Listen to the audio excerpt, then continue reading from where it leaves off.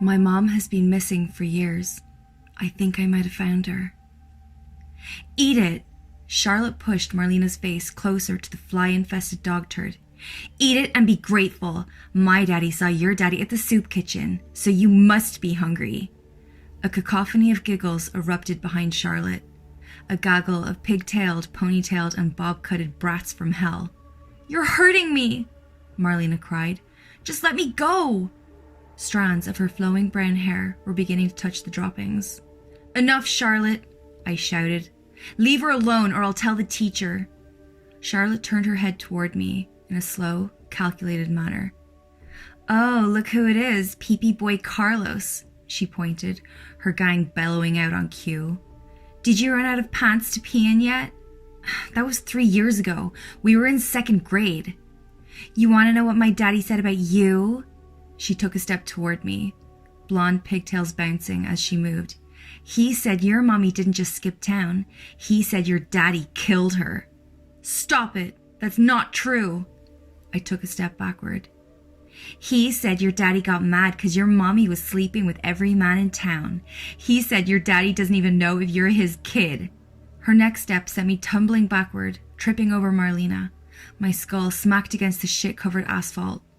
The group roared with laughter, joined by a new voice, Marlena's. Ew, Charlotte giggled. I knew you were full of piss. I guess you're full of shit now, too. The crowd went wild. The sudden blare of the school bell caused the herd to break apart and head toward the building, leaving me to tend to my wounds. My ears were ringing from the knock to my head when I first heard her. Bring her to me. The woman's voice turned my blood into ice. It was a low, guttural whisper, echoing from the tunnel at the far end of the playground, 50 yards away.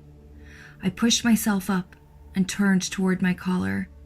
She was wiry, so thin that it looked as if a gust of wind would snap her in half. Her skin was grey and sagged as if it was about to fall off. With her right hand, she beckoned toward me once more. Her voice sounded like it was emanating from all around me. Bring her to me. I wanted to run away, but my legs betrayed me. My feet were glued to the ground. Tears began to flow down my face. Just as she was about to speak again, my bladder released. Carlos! I turned, snapped out of the trance by my teacher's sharp voice. Recess is over! Get over here now! My goodness, did you wet yourself again? I'm gonna have to call your father. The class clapped and laughed from the window, as if I'd given them some sort of encore.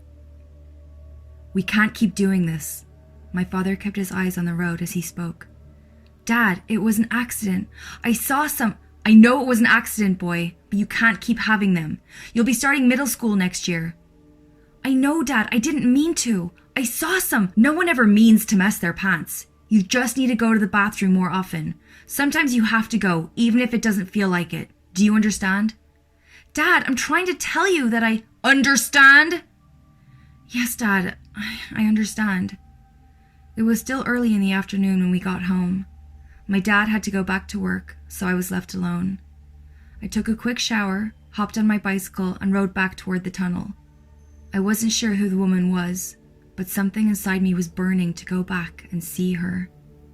I parked my bike on the side of the tunnel, opposite the school. It was a large, empty field with a few trees. No one was around except for a couple of teenagers throwing water balloons at cars.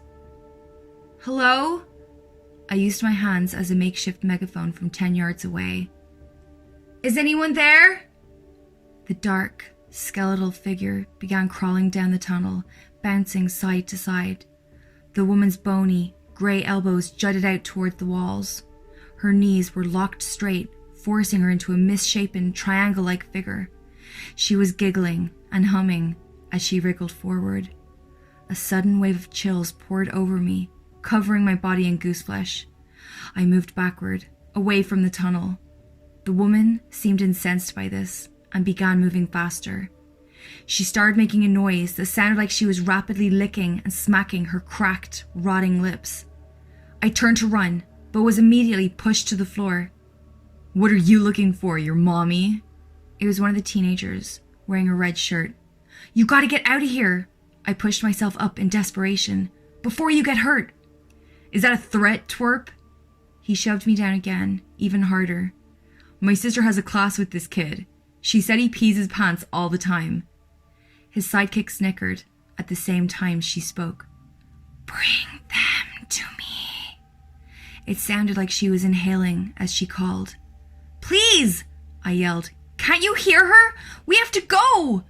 The only thing I hear is a little boy about to pee his pants. I stood up once more and was immediately dropped by a punch to the gut. I laid on the ground, helpless, as Redshirt jumped on my bicycle and rode off. The sidekick launched a water balloon at me before running away, hitting me square in the crotch. When I looked toward the tunnel, the woman was gone.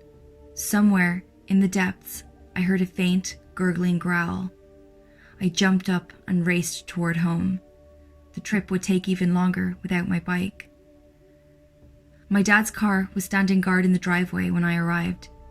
He pushed the door open before I even reached the steps. Where the hell were you, Carlos? He yelled. You think today was some kind of reward? That you could just run around town doing whatever you want? Dad, I'm sorry. Please, I need to tell you. I saw... My God, did you piss your pants again? Twice in one day? Dad, no! Someone threw a water balloon and A water balloon. You thought you had permission to go have a water balloon fight in the middle of a school day? Get to your room, now! Dad, there was Now! I moped into my room and crawled under the blankets. I tossed and turned that night. Every creak of the floorboards and whistle of the wind caused my heart to race. At some point, the sweet release of sleep rescued me. I could hear the other kids whispering and giggling behind my back at school the next day. I flinched every time I rounded a corner. Hearing the final bell ring felt like a weight being lifted off my shoulders. I stepped out of school, planning to take a long way home, when Marlena approached me. Hey, Carlos, she said. I'm sorry I laughed at you the other day. I was just trying to fit in. She started walking toward the playground. Oh, it's okay, I guess. I began to follow without realizing it. You know, Charlotte's not all that bad when you get to know her. She was just having fun. She started walking quicker. She kind of is. She's been bullying me since the 2nd grade. I matched her pace. Well, either way, she came to an abrupt stop and turned to face me. I wanted to thank you for sticking up for me. She slowly began leaning her face toward mine. My heart started banging in my chest. She inched closer, eyes closed. I gradually leaned back, closed my eyes. Our lips were nearly touching, and then, ew! Charlotte's voice shot through the air like a bullet. I told you he'd come if you told him to. Pee-pee boy has a crush on you. She laughed. Marlena stepped away, covered her mouth, and giggled. I opened my eyes and realized we were mere feet from the tunnel. You really thought she was going to kiss you, didn't you? Charlotte laughed. I found another dog turd. This one is just for you. Marlena and another girl grabbed me by my arms and held me in place as Charlotte moved toward me with a wet mess in her bare hands.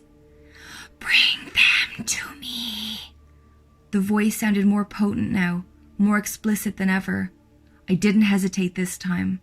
I swung my head to the side and cracked Marlena in the nose, then pushed Charlotte's hand into her face. Ugh! She screamed.